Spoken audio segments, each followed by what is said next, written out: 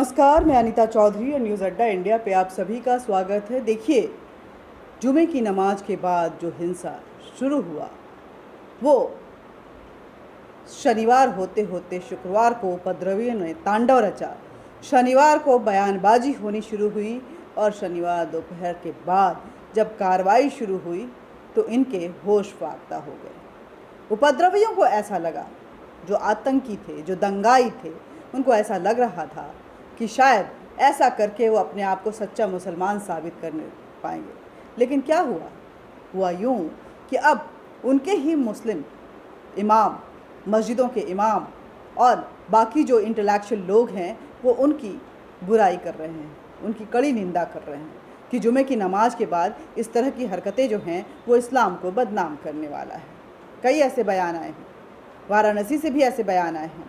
चलिए इन सभी बातों को अगर देखें हम तो वाराणसी में बड़े इमाम मस्जिद जो है वाराणसी में, उसके जो इमाम हैं उन्होंने क्या कहा है वो पढ़कर आपको सुनाती हूँ। उनका कहना है कि जुमे की नमाज के बाद उपद्रव उचित नहीं। वाराणसी की बड़ी ईदगाह के इमाम ने का ऐसा बयान आया है और उन्होंने कहा है कि माहौल ठीक करना ही होगा, माहौल ख़राब करना ये कतई इस्लाम का पार्ट नहीं है। जुमे की नमाज के बाद उत्तर प्रदेश में ही हो रही हिंसा पर रविवार को वाराणसी के सिगरा स्थित काशी विद्यापीठ बड़ी ईदगाह के इमाम मुफ्ती शमीम अहमद अल हुसैनी कासनी ने चिंता जताते हुए कहा कि ये सब जो हो रहा है वो उचित नहीं है। नुपुर शर्मा ने गलत बयान दिए थे लेकिन उनको माफ़ कर देना चाहिए। बीजेपी ने कार्रवाई भी कर दी है। सड़क पर उतरकर इस तरह से प्रदर्शन और पथराव करना भला कहाँ तक उचित है? देश में इस तरह की अराजकता फैलाना ये कौन से कुरान में लिखा हुआ है? कुरान में तो साफ लिखा है कि किसी भी धर्म को बुरा भला मत कहिए। जो भी हो रहा है वो ठीक नहीं हो रहा है। सबको कानून के दायरे में रहकर काम करना चाहिए। ये वाराणसी के बड़ी ईदगाह के इमाम का कहना है। और भी कई बयान ऐसे आए हैं, आपको पढ़ के सुना रही हूँ। सिर्फ ये वहीं से नहीं है, आपको बता दें कि कई ऐसे बयान आए हैं जिसमें बोला गया है कि जुमे की नमाज के बाद जो उपद्रव हुआ और जो भी ये घटना हुई, कहीं ना कहीं उसके पीछे पाकिस्तान का हाथ है। ऐसी भी खबरें आ रही हैं और अगर इस तरह की खबरें आ रही हैं तो कहीं ना कहीं ये चिंता वाली बात है। इन सब के बीच में आपको ये डिटेल खबरें भी हम बताएंगे, लेकिन इन सब के बीच में सबसे पहले आइए देखते हैं कि क्या कुछ रहा।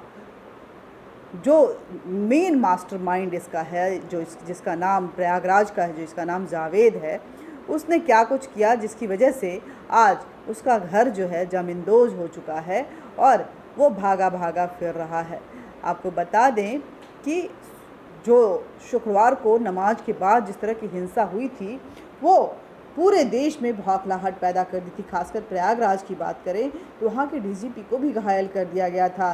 हालांकि प्रयागराज की हिंसा के मास्टरमाइंड जावेद पंप के घर में सख्त कार्रवाई करते हुए उस पर बुलडोजर चला दिया गया है, क्योंकि घर भी इंक्रोचमेंट से बना हुआ था।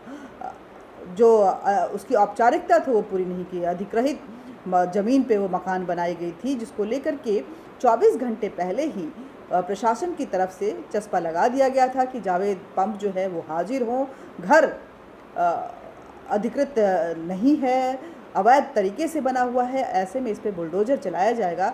लेकिन जावेद पंप जो है वो सामने नहीं आया और उसके घर पे बुलडोजर चला गया। जावेद जो जिहादी माइंडसेट का व्यक्ति है, जो दंगाई है, जावेद के जिहाद पे बुलडोजर ने उसके घर को जमींदोज कर दिया। जावेद के जिहाद वाली मानसिकता पे बुलडोजर कहीं ना कहीं भारी पड़ा। हालांकि उसने कोशिश बहुत की थी, लेकिन हुआ क्या, बुलडोजर उधर जावेद के घर में चल रहा था और हंगामा इधर जेएनयू में मच रहा था। ये देखते हैं उत्तर प्रदेश के प्रयागराज में हिंसा की कथित मास्टरमाइंड मोहम्मद जावेद उर्फ जावेद पंप के मकान पर जब बुलडोजर चलने लगे तो जेएनयू में प्रदर्शन शुरू हो गए। देखिए किस तरह से बुलडोजर चला, किस तरह से जावेद के घर पे कार्रवाई हुई। ये विजुअल्स देखिए और उसके बाद ये जेएनयू के विजुअल भी देखिए कि किस तरह से यहाँ पे हंगामे शुरू हो गए। जेएनयू में लोग इकट्ठे होने शुरू हो गए, भीड़ हो गई, फिर डफली बजनी शुरू हो गई। भारत सरकार और भारत के खिलाफ नारे लगने भी शुरू हो गए। जेएनयू छात्र संघ द्वारा ये सारी चीज़ें की जा रही थी। जावेद की बेटी आफरीन फातिमा, जो कि जेएनयू की पूर्व छात्र है, उसके एक ऐलान पे जेएनयू के जो डफली गैंग हैं, जिनको हम की लेफ्ट लिबरल गैंग कहते हैं, जो डफली बजा के आज़ादी की मांग करते हैं, जो आज़ादी वाले गैंग हैं, वो किस तरह से हंगामे शुरू कर दिए। एक बार फिर ये जो वीडियो है आप देखिए और आफरीन फातिमा इनके बारे में भी बताएंगे कि प्रदर्शन। लेकिन सबसे पहले जानते हैं कि क्या कुछ हुआ। प्रदर्शनकारी छात्रों का कहना है कि उत्तर प्रदेश की योगी सरकार बुलडोजर के सहारे सिर्फ खास एक समुदाय को दबाना चाहती है। इसके खास तौर पे मुसलमानों को वो अपना निशाना बना रही है। इसके घरों पे बुलडोजर चलवा रही है, नोटिस लगाए जा रहे हैं। दरअसल प्रयागराज में शुक्रवार के जुमे की नमाज के बाद जो हिंसा और उपद्रव हुई, उसके बाद उसका मास्टरमाइंड मोहम्मद जावेद फरार है। मोहम्मद जावेद उर्फ जावेद पंप के खुल्लाबाद थाना इलाके में मौजूद आलीशान घर को बुलडोजर से उसके बाद ध्वस्त कर दिया गया। उसको आइडेंटिफाई कर लिया गया था। शनिवार को ही जावेद के मकान पर बुलडोजर ध्वस्त करने की औपचारिकताएं जो हैं वो पूरी कर ली गई थी और रविवार के लगभग दोपहर से कार्रवाई शुरू हो गई थी। 12 बजे मकान की बाहरी दीवार को गिराने की शुरुआत हो चुकी थी। इस दौरान पीडीए के सचिव और पुलिस एवं प्रशासन के महकमे के वरिष्ठ अधिकारी वहां पे मौजूद रहे। गौरतलब है कि पीडीए ने जावेद के घर पर शनिवार को ही एक नोटिस चस्पा कर दिया था और नोटिस में उसके मकान में पीडीए की जरूरी मंजूरी लिए बिना ये मकान बनाए गए हैं, अतिक्रमण किया गया है, अवैध तरीके से बना हुआ है, ये बात कही गई थी। और उसके बाद उसको सामने आने को बोला गया था। जावेद पंप सामने नहीं आया और जिसके चलते पीडीए ने उसके घर पे बुलडोजर चलाया और ध्वस्त कर दिया, जमींदोज हो गया। आइए अब जानते हैं कि कौन है ये आफरीन फातिमा और क्यों उसके एक आवाज़ पे इस तरह से पूरा जेएनयू जो है एक बार फिर एकजुट हो गया। बीजेपी प्रवक्ता नुपुर शर्मा के टेलीविज़न डिबेट में पैगंबर मोहम्मद को लेकर के कथित टिप्पणी को लेकर के जो हंगामा मचा हुआ है, इसके विरोध प्रदर्शन जो हैं वो तमाम जगहों पे शुरू हो गए हैं, अभी भी चल रहे हैं। देश के तमाम शहरों में प्रयागराज सहित जुमे की नमाज के बाद जमकर पत्थरबाजी हुई। हिंसा का दौर जो है वो जारी रहा।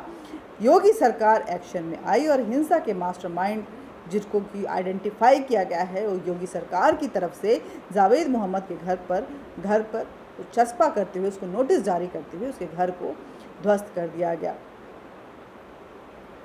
जिसको लेकर के उसकी आफरीन फातिमा जो उसकी बेटी है वो सुर्खियों में आने लगी। सोशल मीडिया पे वो एक्टिव हो गई। प्रयागराज में पत्थरबाजी के मुख्य साजिश जावेद, उसके बाद आफरीन फातिमा का नाम जब मीडिया में आने लगा और सोशल मीडिया पे वो छाने लगी, तो बता दें कि उसके साथ साथ उनके पिछले जो कारनामे हैं, कहाँ कहाँ उनके तार जुड़े थे, वो भी सामने आने लगे।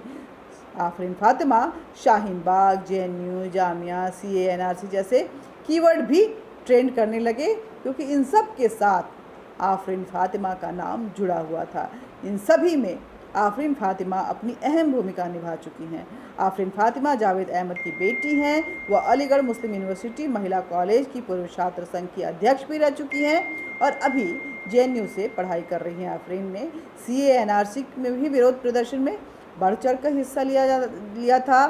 कहा जाता है कि शर्जिल इमाम की बेहद करीबी रही हैं वो, और इस दिल्ली दंगे में उन्होंने खूब भड़काऊ भाषण भी दिए थे। वो शाहीन बाग में हुए आंदोलन के दौरान दिल्ली से लेकर प्रयागराज तक सड़कों पर खूब एक्टिव दिखी थी। हिजाब बैन आंदोलन के दौरान आफरीन ने दक्षिण भारत के शहरों में बढ़ चढ़ कर हिस्सा लिया था। आफरीन देश में अल्पसंख्यकों को मुद्दों को लेकर के हमेशा सड़क पे उतरने में अब कभी भी पीछे नहीं रहती हैं।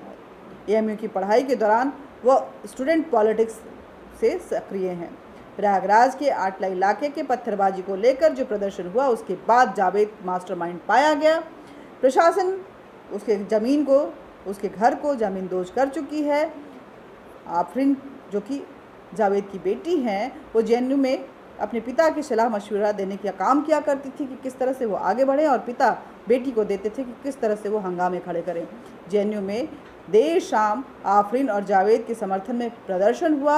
आफरीन को शर्जिल इमाम के बेहद करीबी माना जाता है और योगी आदित्यनाथ की हिंसक घटनाओं को लेकर सख्ती से निपटने का जब निर्देश दिया, जब जब निर्देश दिया है, आफरीन जो हैं वो हंगामे की धमकी देती हुई नज़र आई हैं। ऐसे में अब देखना ये होगा कि आगे क्या होने वाला है। अगर अब तक की गिरफ्तारियों की बात करें तो हम देखेंगे कि जो गिरफ्तारियां यूपी में हुई हैं वो बेहद अपने आप में चौंकाने वाली हैं, क्योंकि हम देखें तो अब तक 9 शहरों में जो हंगामे हैं वो हुए हैं और इन 9 शहरों में अब तक 300 से ज़्यादा लोगों को गिरफ़्तार कर लिया गया है, तकरीबन 325 लोगों को।